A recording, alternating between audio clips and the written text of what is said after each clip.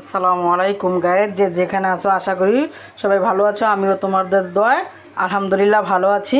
প্রতিদিনের মতন আজকেও তোমাদের মাঝে রান্নার ভিডিও নিয়ে আসলাম। আজকে ইলিশ মাছ দিয়ে দুন্দুল দিয়ে আলু দিয়ে রান্না করব। ফার্স্টে পাতিল বসিয়ে দিয়েছি, এখন পরিমাণ মতন তেল দিয়ে দিচ্ছি, পেঁয়াজ কাঁচামরিচ কুচি দিয়ে দিচ্ছি,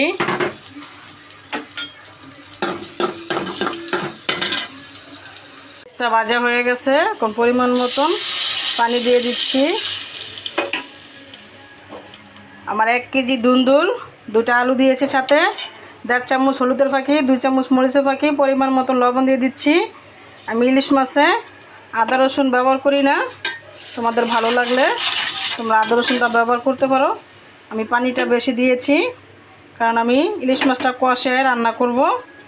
এখন ইলিশ মাছ দিয়ে দিচ্ছি।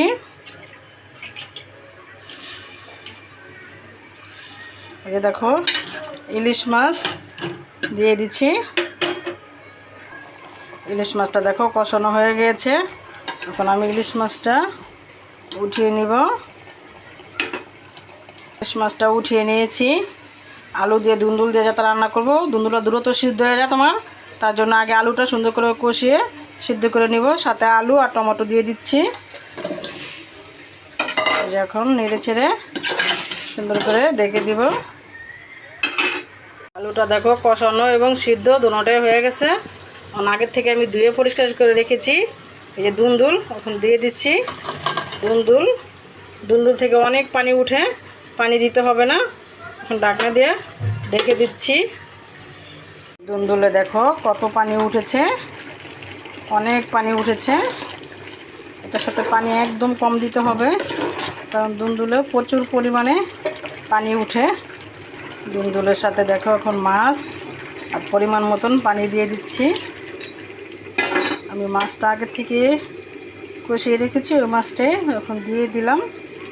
ইলিশ মাছ যেহেতু অনেক পানি উঠছে, এটা বেশিক্ষণ কষানো যাবে না, এটা অল্প পরিমাণ পানি দিয়ে মাছ দিয়ে দিচ্ছি।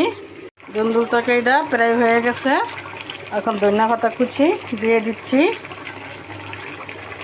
যে দেখো অনেক সুন্দর করে ধনিয়া পাতা কুচিটা দিয়ে দিয়েছি। দেখো আমার দুন্দুল তরকারিটা হয়ে গেছে, কালারটা কত সুন্দর আসছে। যদি আমার সবজি রান্নার রেসিপি তোমাদের ভালো লাগে, লাইক কমেন্ট শেয়ার করো। আল্লাহ হাফেজ।